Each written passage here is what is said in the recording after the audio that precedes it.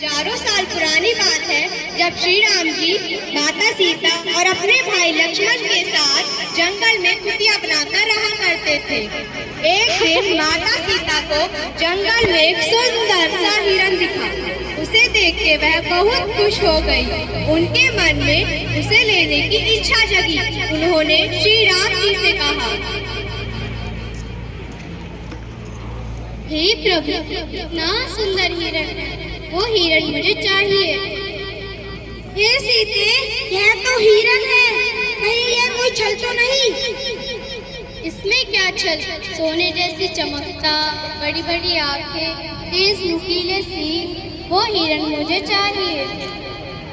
ठीक है, जैसे तुम्हारी इच्छा।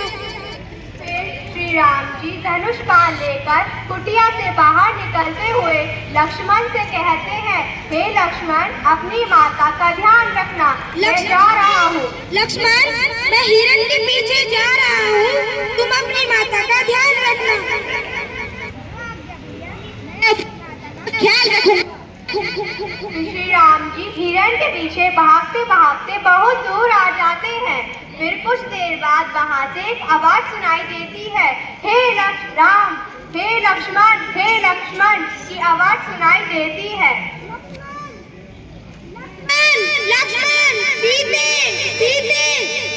तब राम उस हिरन को बाण मारते हैं। वह धीरे धीरे राम राम कहते हुए अपने प्राण त्याग देता है। बच्चों, वह कोई साधारण हिरन नहीं बल्कि एक मायावी हिरन था। वह पहले लक्ष्मण लक्ष्मण कहता है क्योंकि यह जानता था कि यह सुनकर माता सीता चिंतित हो जाएंगी और यह सोचेंगी कि राम के प्राण संकट में हैं और वहां से लक्ष्मण को जाने का आदेश देंगी। और वह यह भी जानता था कि राम कोई साधारण मानव नहीं बल्कि भगवान विष्णु के अवतार हैं। फिर माता सीता उसे लक्ष्मण को वहां से जाने का आदेश देती हैं। लक्ष्मण भैया, क्या आपने वह आवाज सुनी? लगता है प्रभु को आपकी मदद की जरूरत है। जाइए, जल्दी जाइए, प्रभु संकट में है। प्रभु को प्रभु आपकी सेवा का मुझे दायित्व दिया है।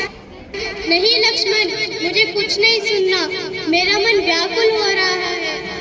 मेरा आदेश है कि तुम अभी मेरे प्रभु की सेवा में जाओ। अभी सेवा में जाता है। फिर लक्ष्मण रेखा खींचकर वहां से राम की सेवा में चले जाते हैं। फिर कुछ देर बाद वहां पर लंका का राजा रावण साधु के भेष में आता है। विश्राम देही।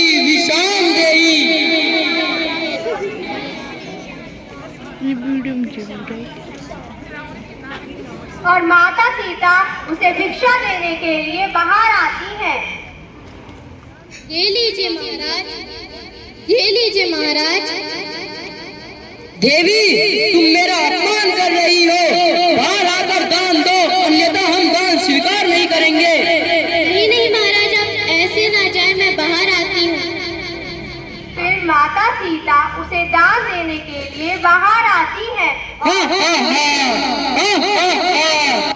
और वह अपने असली रूप में आ जाता है और माता सीता उसे देख के घबरा जाती है और रावण माता सीता को उठा ले जाता है। कुछ देर बाद वहां पर राम लक्ष्मण आते हैं। सीता को वहां न पाकर वह बहुत चिंतित हो जाते हैं और सीता को इधर उधर ढूंढने लगते हैं। सीते, माता किधर है? सीते। फिर माता को उधर ढूंढते ढूंढते उनकी भेंट हनुमान जी से होती है। जय श्री राम। हनुमान, हमें आपकी मदद चाहिए। जी प्रभु, आपकी मदद करना तो मेरा कर्तव्य है। फिर वह समुद्र पार कर लंका की ओर बढ़ते हैं। लंका बहुत दूर थी, समुद्र बहुत बड़ा था। पत्थरों पर श्री राम लिख के उनकी मदद से वह लंका पहुंचते हैं और लंका में श्री राम गूंजने लगता है। फिर हनुमान की मदद से राम युद्ध शुरू करते हैं और युद्ध शुरू हो जाता है। हे दुष्ट रावण, देवी सीता को वापस कर, अन्यथा मैं तेरा अंत कर दूंगा।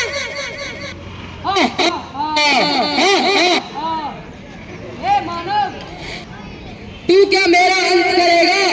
मैं ही तेरा अंत कर दूंगा। दुष्ट, तेरा इतना दुस्साहस। फिर लड़ाई शुरू हो जाती है।